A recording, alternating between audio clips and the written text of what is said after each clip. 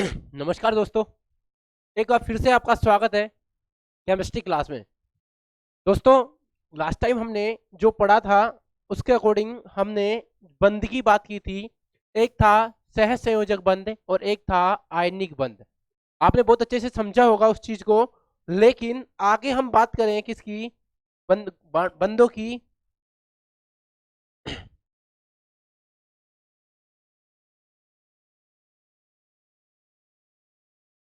अगर आगे हम बात करें, एक सेकेंड देखें।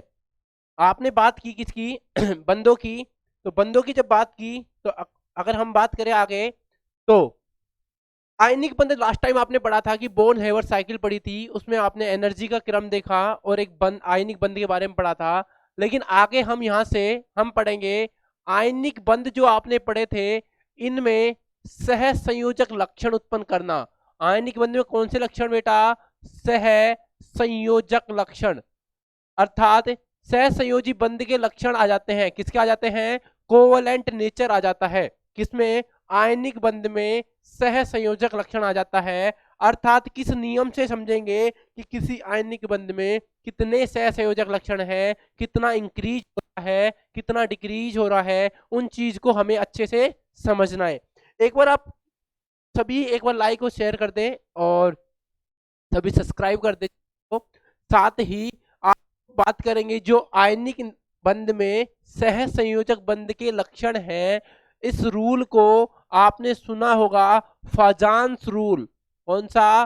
फाजान्स रूल, फाजान्स नियम। अगर हम बात करें किसकी? फाजान्स नियम की, तो आज का हमारा टॉपिक है फाजान्स नियम। अगर हम फाजान्स नियम को समझेंगे तो समझने के लिए हमें एक बात याद रखना पड़ेगा कि देखें, अगर फजांस की बात करें,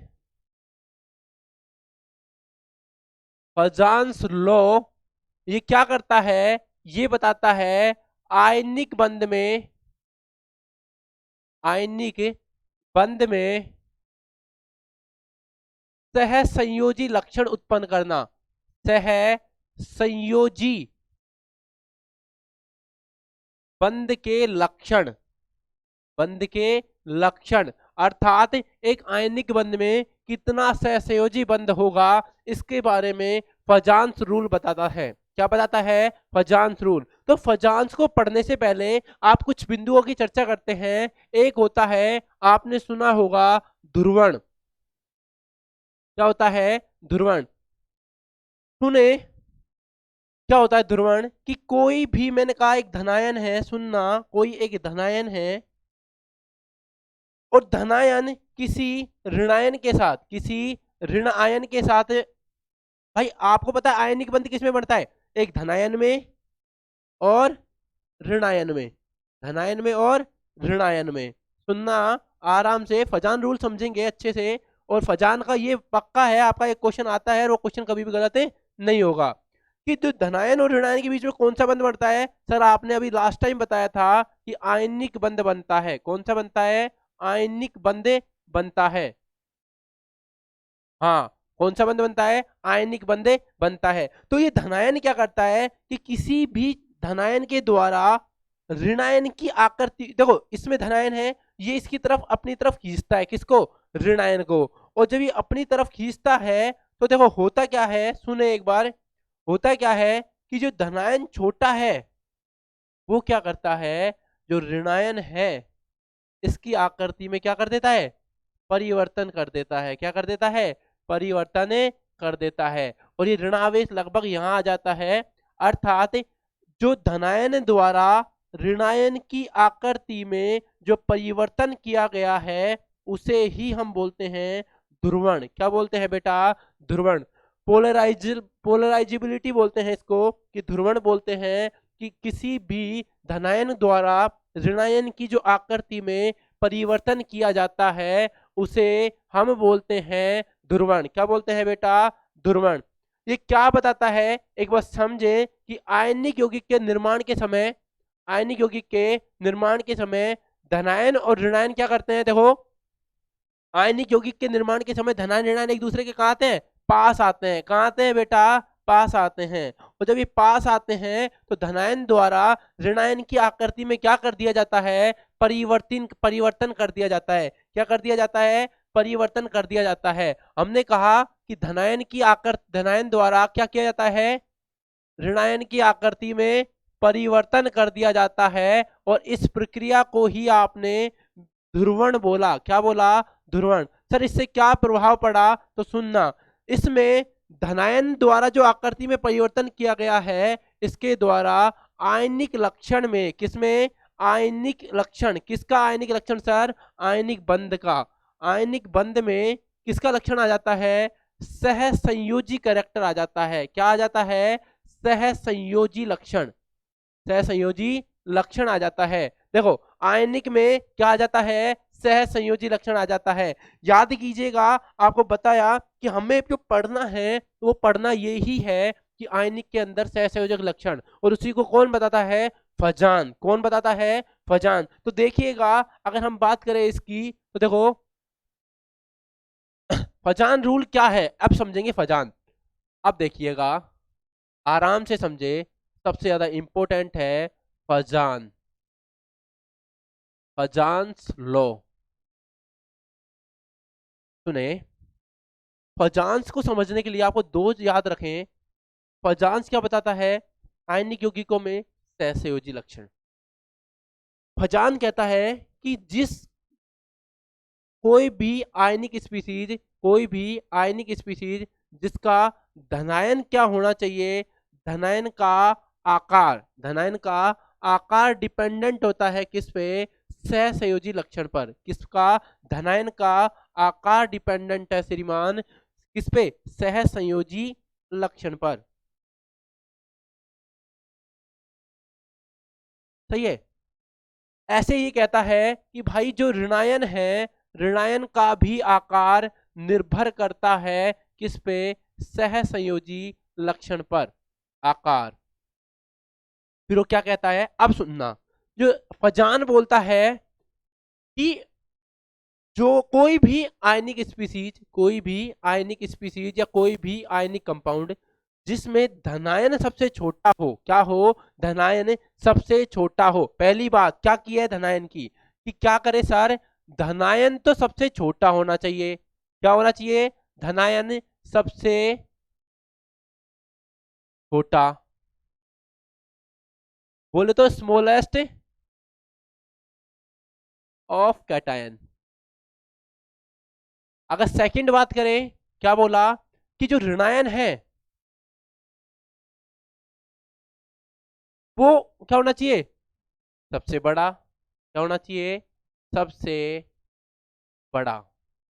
समझना, बहुत बड़ी बात कह दी कि धनायन, देखो मेरी बात सुनिए, ये बोल रहा है कि भाई धनायन तो सबसे छोटा हो और ऋणायन सबसे बड़ा हो, और जितनी ये परिस्थितियां पैदा होगी उसके अंदर उतना ज्यादा क्या आएगा, सहसंयोजी लक्षण। क्या आएगा बेटा, सहसंयोजी लक्षण। अभी एक सेकंड पहले आपको बताया था, देखिएगा, ये देखो बताया था कि जब ये धनायन ऋणायन आपस में एक दूसरे के पास आते हैं तो ये क्या होना चाहिए सर, छोटा होगा। तो जितना छोटा होगा उतना ही बड़े को क्या करते हैं, अपनी तरफ आकृति में परिवर्तन करेगा, और ये परिवर्तन की वजह से ही इसमें कौन सा करेक्टर आ रहा है, सहसंयोजी करेक्टर आ रहा है। तो पहली बात करें किसकी, सर धनायन की। सर पता कैसे चलेगा धनायन छोटा या बड़ा, तो धनायन के आधार पर हम पढ़ते हैं। देखो हमने क्या एक एग्जाम्पल लिया, देखो LiCl, NaCl, KCl, RbCl,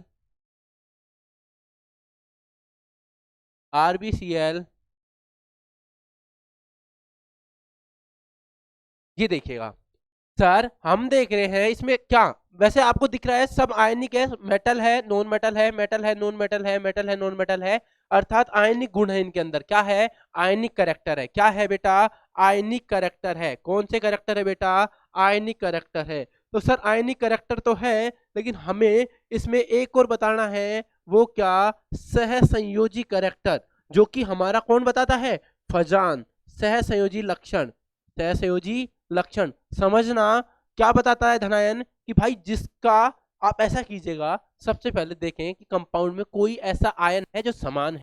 yes sir, हम देखते हैं कि यस सर, इसमें तो समान तो है। अगर हम बात करें क्लोरीन की, तो सर हम क्लोरीन की बात करें तो क्लोरीन क्या है, समान है सर। तो फिर ऐसा देखो कोई दूसरा आयन जिसमें परिवर्तन हो रहा है, अरे सर धनायन के आकार में क्या हो रहा है, परिवर्तन हो रहा है सर, धनायन में परिवर्तन हो रहा है। हमने कहा, सॉरी एक सेकंड ये ले लेते हैं, हमने कहा धनायन में परिवर्तन है सर, धनायन देखिएगा, धनायन में परिवर्तन हो रहा है, अर्थात अब हमें क्या इंपॉर्टेंट बताया कि धनायन का आकार क्या होना चाहिए बेटा, छोटा होना चाहिए। क्या होना चाहिए, छोटा। और जो जितना ज्यादा छोटा होगा उसके अंदर अगर बात करें तो कौन सा करेक्टर ज्यादा होगा, सहसंयोजी करेक्टर ज्यादा होगा। ठीक है सर, तो हमने कहा सर इसके अंदर धनायन सबसे छोटा, तो लिथियम का धनायन सबसे छोटा। ओनली धनायन की बात कर रहे हैं हम, लक्षण की बाद में बात करेंगे। एक बार देखें किसकी बात कर रहे हैं, पहले धनायन के आकार की, धनायन के आकार की। अगर धनायन के आकार की बात करें तो लिथियम सबसे छोटा, लिथियम से बड़ा सोडियम, फिर पोटेशियम, फिर रुबेडियम, फिर सीजियम। सही है, तो सर अगर धनायन का आकार छोटा है तो आपके हिसाब से सह संयोजी लक्षण सबसे ज्यादा किस में होंगे, सर धनायन वाले में होंगे, क्योंकि आप ही बोल रहे हो कि जितना छोटा होगा धनायन उतने ज्यादा करैक्टर क्या होंगे, सह संयोजी होंगे। तो ठीक है, तो हमने बताया कि अगर सह संयोजी करैक्टर की बात की जाती है तो सबसे ज्यादा किस में होंगे, लिथियम क्लोराइड में, फिर किस में होंगे, NaCl में, फिर KCl, फिर RbCl, और फिर CaCl। अर्थात अगर सहसंयोजी करैक्टर की बात करें तो ये सहसंयोजी करैक्टर का क्या होगा, क्रम होगा। तो सर फिर आयनिक करैक्टर का क्या होगा, आयनिक लक्षण भी बता दें आप, आयनिक करैक्टर के बारे में बता दें तो भाई इसका क्या हो जाएगा, उल्टा, अर्थात LiCl क्या हो जाएगा, सबसे कम। और ऐसे करते हुए हम चलेंगे और ये पूरा हमारा क्या आ जाएगा, क्रम। यहाँ कौन आ जाएगा, सीजियम क्लोराइड।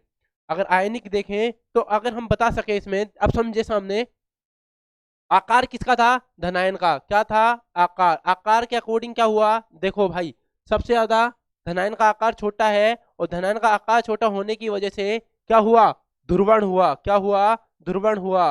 और ध्रुवण हुआ जिससे क्या हो गया, ध्रुवण होने से सहसंयोजी करैक्टर क्या हो गए, इंक्रीज हो गए, क्या हो गए, इंक्रीज। और सहसंयोजी करैक्टर इंक्रीज होने का मतलब ये हुआ क्या, अगर देखो धनायन की त्रिज्या छोटी हुई तो क्या हुआ, ध्रुवण अधिक हुआ, ध्रुवण अधिक हुआ। तो देखो समझे, अगर बात करें इससे एक चीज और समझेंगे, यहां से एक पॉइंट को और समझने की कोशिश करेंगे। अगर हम बात करें तो देखो क्या करते हैं, इस जगह देखिएगा, अगर भाई धनायन की, ऐसा कर लेते हैं एक सेकेंड, देखो अगर धनायन का आकार छोटा है, धनायन का आकार क्या है, छोटा, इसका मतलब श्रीमान जो आर धनायन है वो क्या हो गई, डिक्रीज हो गई।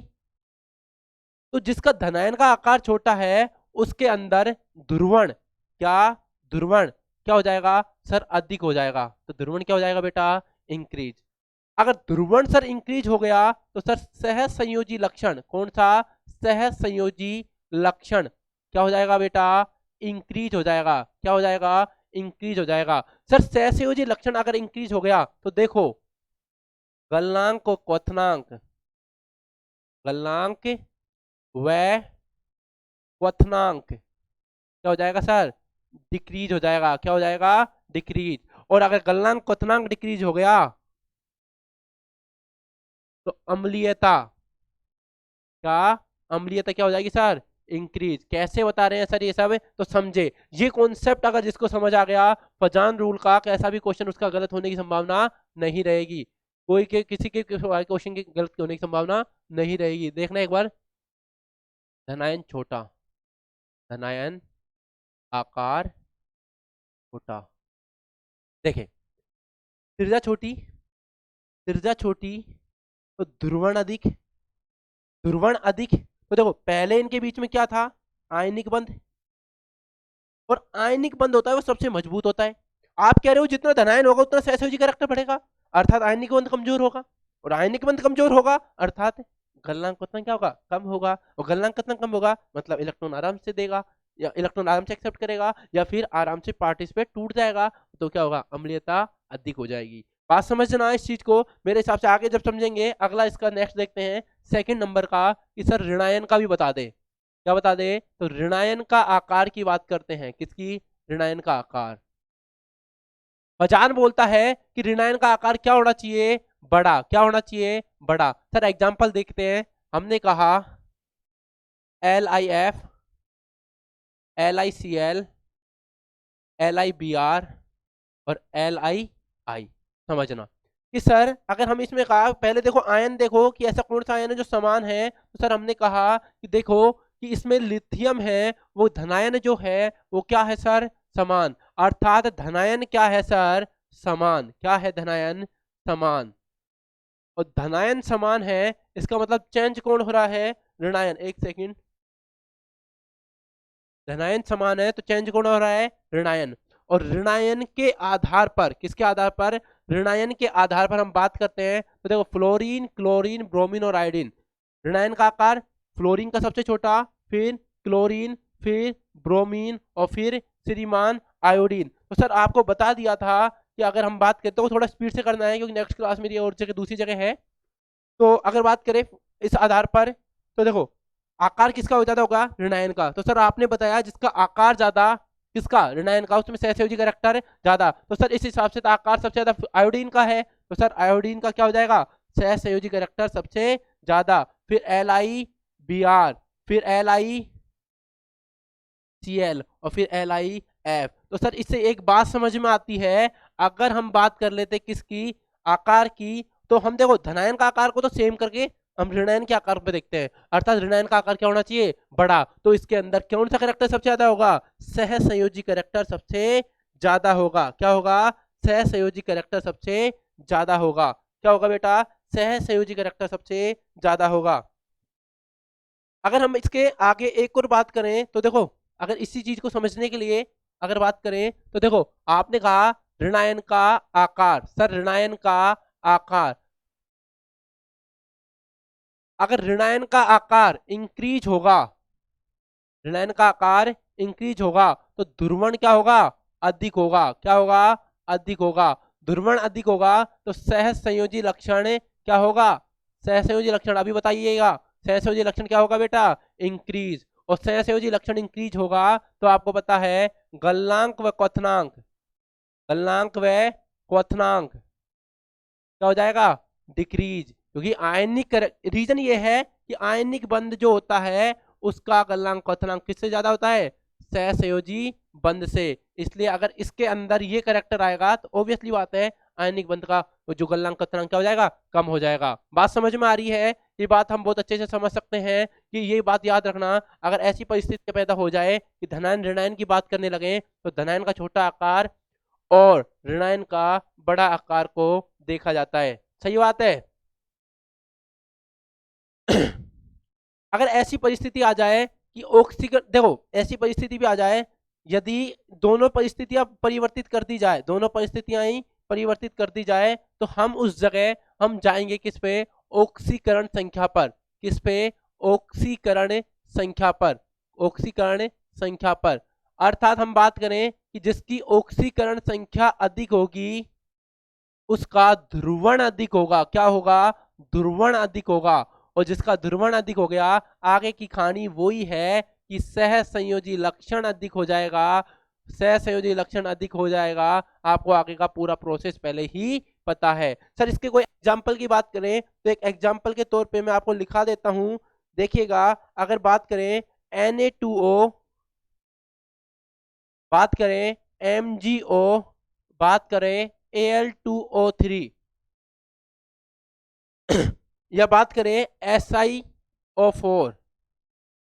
देखो अगर इनकी बात करें तो SiO4 या फिर और बात करें इसकी PCl5, PCl5। तो देखो इसकी ऑक्सीकरण अवस्था की बात करें तो +1 आ जाएगी, इसकी कितनी आ जाएगी, +2 आ जाएगी, इसकी +3, इसकी +4। आपको पता है, बहुत अच्छे से पता होगा। सही है। अब देखिएगा अगर हम इनकी बात करें तो +1 ऑक्सीकरण अवस्था ज्यादा कम है, ये क्या है, ज्यादा। और सहसंयोजी लक्षण की भी बात करेंगे तो क्या आ जाएगा, Na2O, फिर इससे ज्यादा क्या आ जाएगा, Na2O, इससे ज्यादा क्या आ जाएगा, बताना भाई, बताना, खुद बताना, कोशिश करना, MgO, फिर बताना भाई, Al2O3, बताना, Si2O4, ऐसे करके PCl5। इन सभी करेक्टरों को ध्यान में रखा जाता है, और करेक्टरों को ध्यान में रखते हुए हम इनको डिसाइड ऑर्डर में कर दिया, अर्थात सहसंयोजी लक्षण के बारे में बता दिया। सुने, अगर सहसंयोजी लक्षण की हम यह बात करते हैं तो देखें, सर इसका आयनिक नेचर बताइए। तो देखो आप ये देखिए, ये क्या होता है, क्षारीय। आपको बताया था कि अम्लीयता बढ़ती है, अर्थात इधर अम्लीयता बढ़ती है, क्षारीय, ये भी हल्का क्षारीय। ये क्या होता है, उभयधर्मी,